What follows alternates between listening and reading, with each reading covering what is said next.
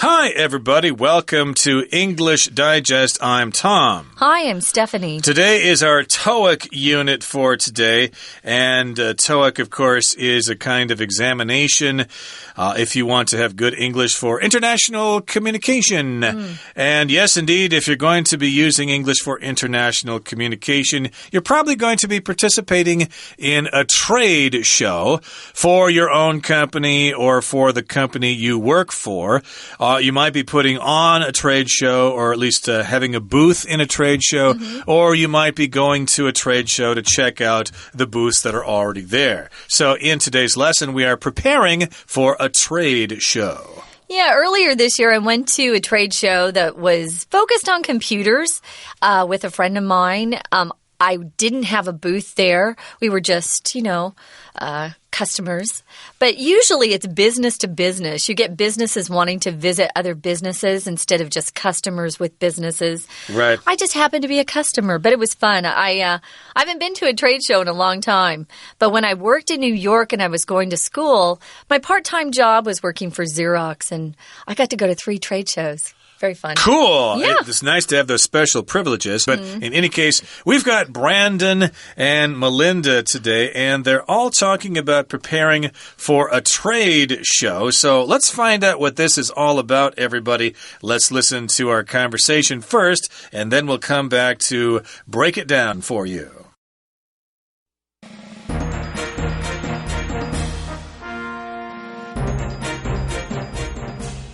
Let me introduce today's guest speaker, Melinda Edwards. Melinda has years of experience at trade shows, and now she's going to give us the benefit of her expertise. Thank you, Brandon. Trade shows can be great for your company and your brand, but they could also end up costing you a lot of money. A successful trade show booth requires plenty of preparation. The first step is to make sure you pick the right shows to attend. Ask yourself, are we likely to attract new clients there? Assuming we've picked the right show, what's the next step? It goes without saying that you should read the show manual to find out everything you need to know about the show, such as registration information, available booth sizes, and so on. More importantly, though, you need to identify your goals for the show and set the parameters of what will constitute a success. Could you give us some examples of that? Of course. You might want to set a goal of handing out 5,000 company brochures or getting 1,000 names for a mailing list. What should you do after you have made your plan? Your next focus should be the booth itself. It needs to have a clear message. I've seen too many booths that have just tried to advertise all the company's products without a strong overall concept. The booth should tell people, this is who we are, and this is what we can do for you. Okay, in our TOEIC unit today, we are preparing for a trade show. And we've got Brandon basically asking questions to Melinda, who is an expert on trade shows. She has some experience, and I guess this is some kind of conference that's going on, some kind of presentation, because it sounds like Brandon is introducing a speaker to actually speak to a large audience. So Brandon is probably at the microphone here, and he says, "Let me introduce today's guest speaker, Melinda Edwards." So this must be, as I said, some kind of conference, and they've got this guest speaker. She's been invited to give a speech, and he goes on to say, Melinda has years of experience at trade shows. She has experience concerning trade shows, and now she's going to give us the benefit of her expertise. Now, here we have the word expertise. The word expert is a noun, and it refers to a person who knows a lot about something more than other people do. But if you actually talk about that knowledge that an expert has, that's the expertise. So, yes, indeed, you might have a lot of technical expertise if you've been working for a computer company for many years. Yeah, I wanted to mention this is one of those words that has 2 different pronunciations. I'm with Tom. I say expertise, but you can also say expertise with an S. Yeah, I guess I've heard that before. Tom and I tend to do the Z, expertise. Expertise. Yeah, that's right. So we recommend you use that pronunciation. They're both correct, though. She is an expert. I think you're right, Tom. I think it's maybe a conference or a seminar on how to get more for your, get your bang for your buck at a trade show, how to best use your money and not waste it. The first time people go to a trade show, they typically don't really get as much out of it as they should. I had to arrange for my group. It was a networking group at Xerox. They put networks together for different companies. I had to prepare everything. I had to pick the booth, the color, what size it was. So I was in charge of all that stuff. And the first time it was scary. And then the second time I had a lot more experience, and I'd also seen other booths, at the trade show, the first one I went to, so I knew what I wanted. So you can waste money going to a trade show, but if you know what you're doing, it can be a really good way to get new clients. And that's what she says. Trade shows can be great for your company and your brand, especially if you're a new company, especially a tech company. I know Taiwan has a lot of great new tech companies. That's a way to introduce yourself to the industry, not just regular customers on the street, but the industry you work in. A successful trade show booth requires plenty of preparation. A booth is kind of another word for maybe like a stand. So it's got a roof on it. It's big enough sometimes. Oh, you can buy different sizes. You rent them. You don't buy them. They can be enough for maybe 3 people or 20 people. We had enough room that people could come in and sit down and watch a show, and we talk to them. So it depends on how much money you have. I suppose these trade shows are similar to exhibitions, where you go check out different products. Of course, there are different exhibitions that go on at the Taipei Trade Center. Expos, indeed. So I would assume that do they provide all the materials like the partitions and the walls and stuff? All you have to do is bring in your products and your posters and your equipment. The booth is actually made for you. You rent it. I mean, you're not buying it. I guess you could buy it if you had a lot of money and you did a lot of trade shows.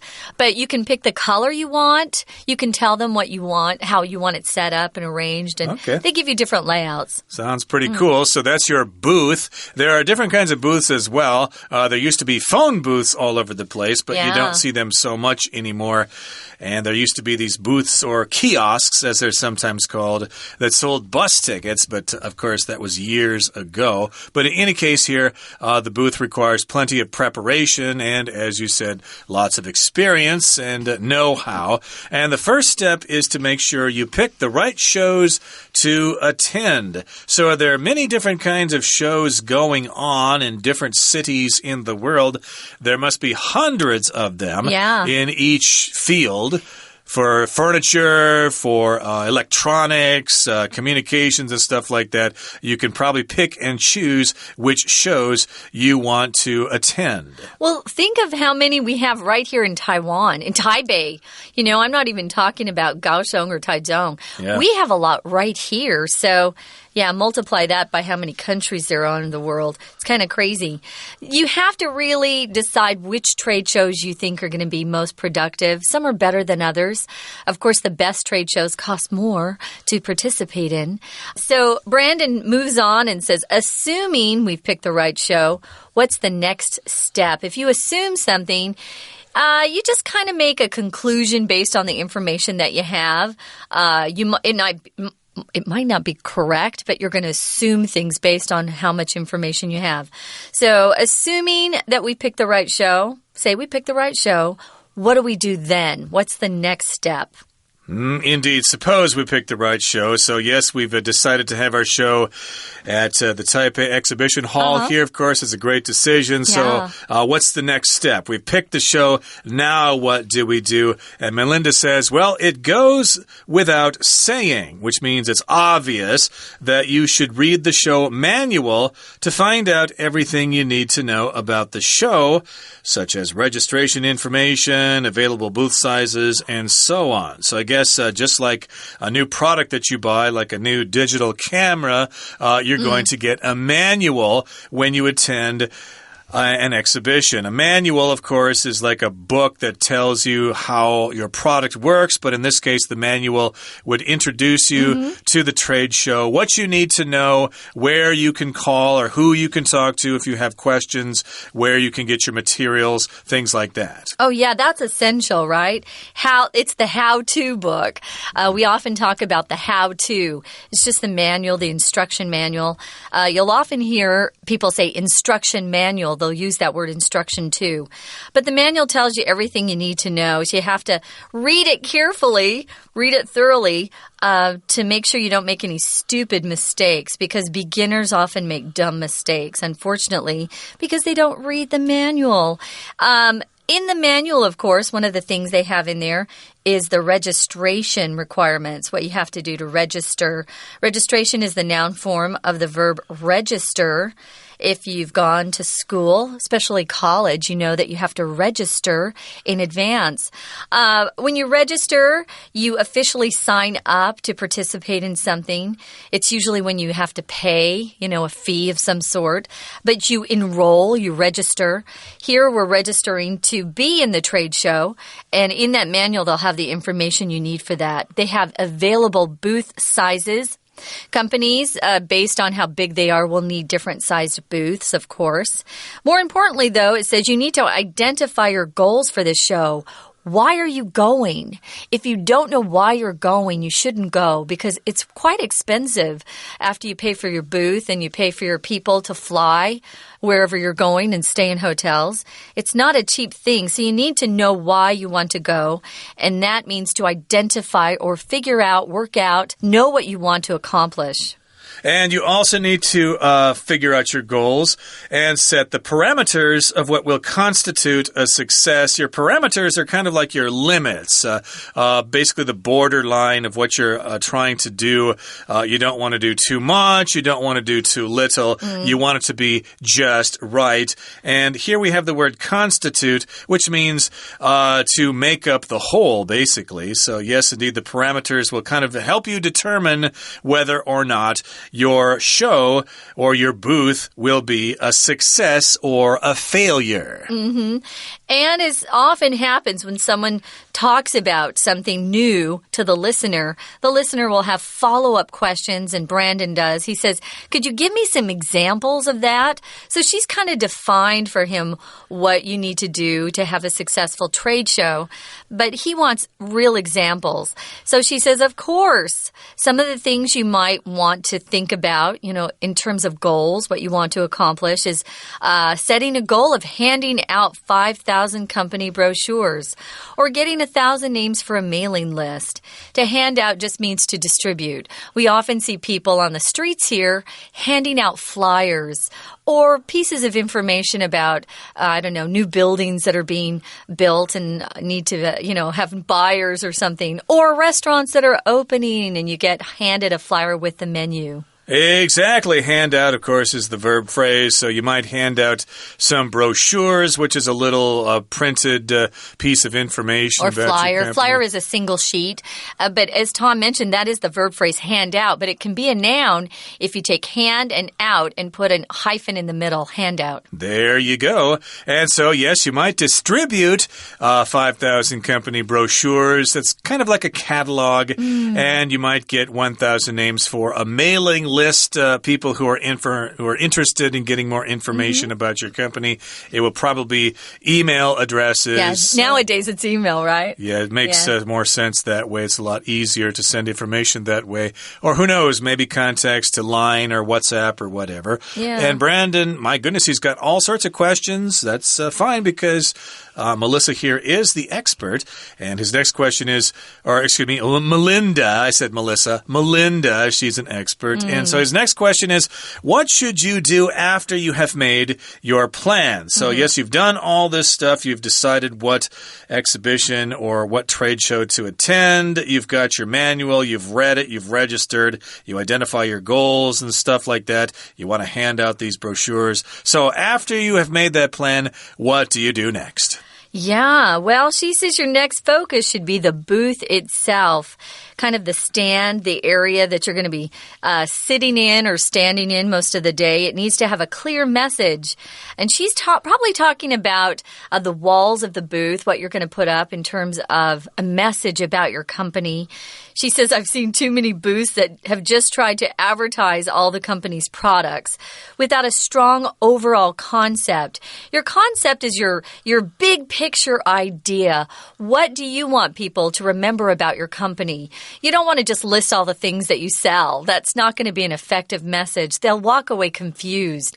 And actually, I saw a couple of booths several months ago here in Taiwan that they looked confused. There were just lots of, different products listed with prices. And I thought, oh, okay. Yeah, what's this all about? I didn't know exactly what kind of company they were.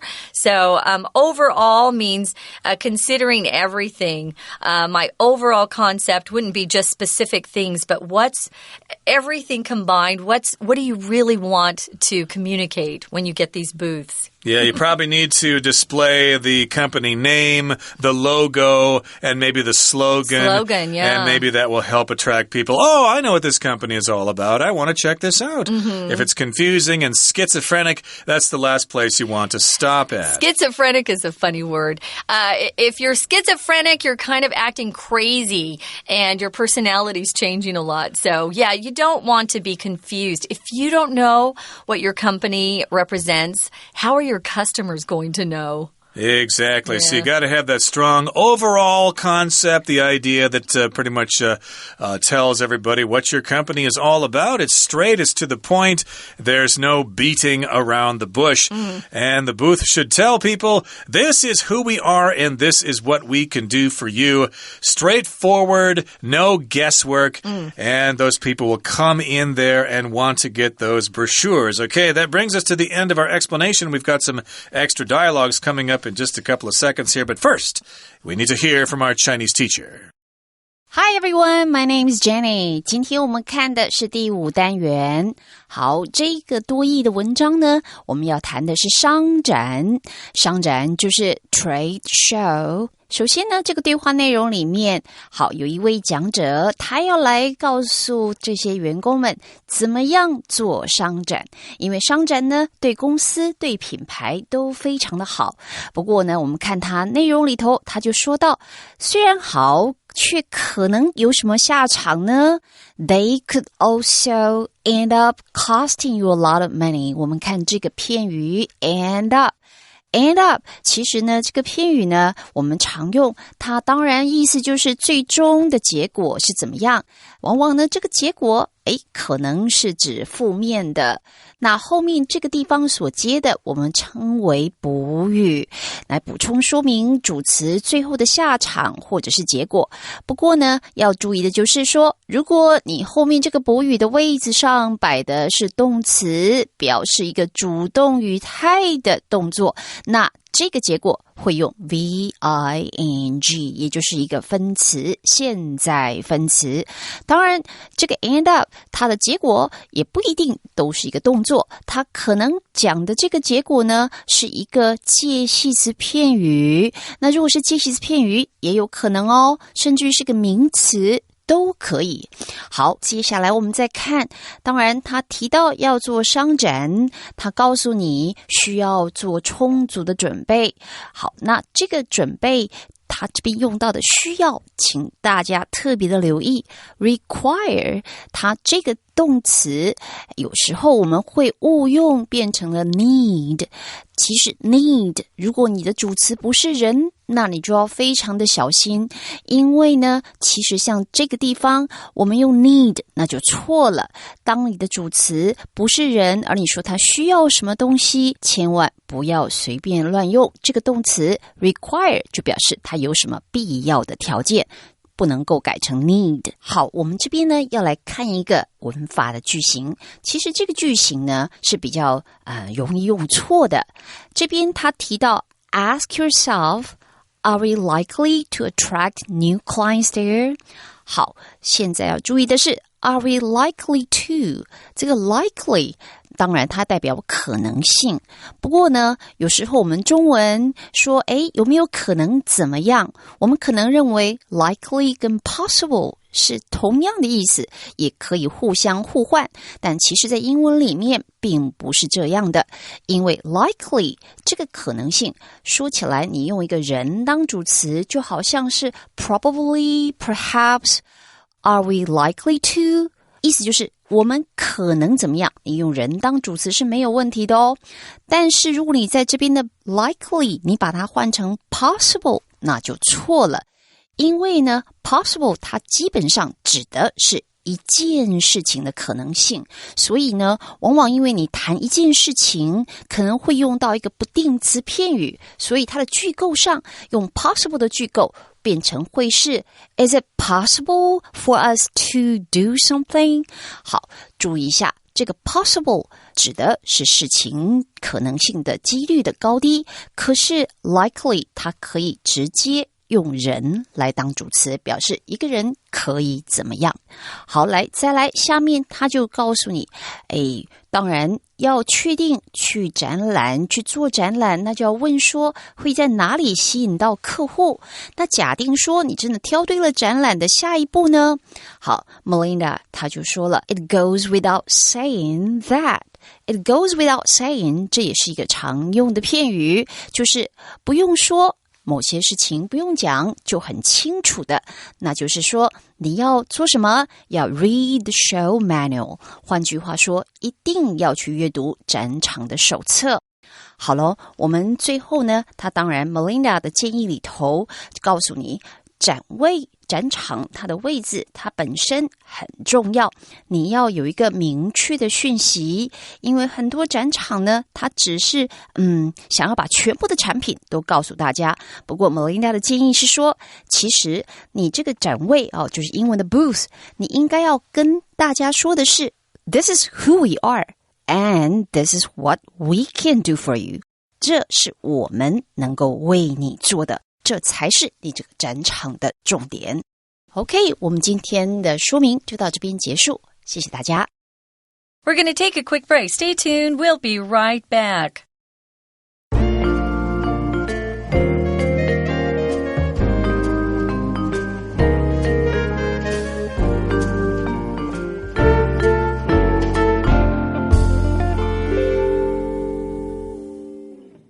Okay, we're back with extra dialogues.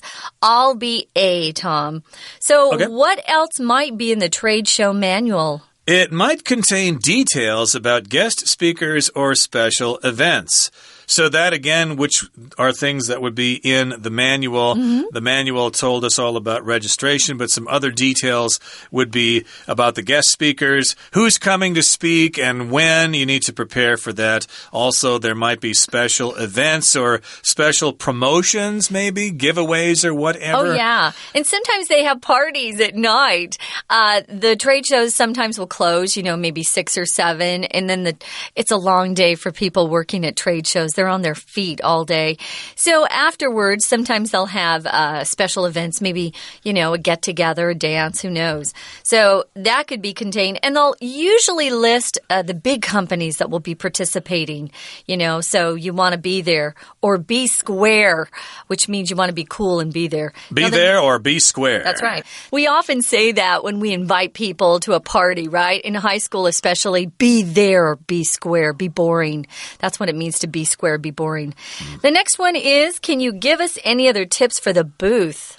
Your booth should be both open and inviting. Oh, yeah. You want people to feel like they can, come in.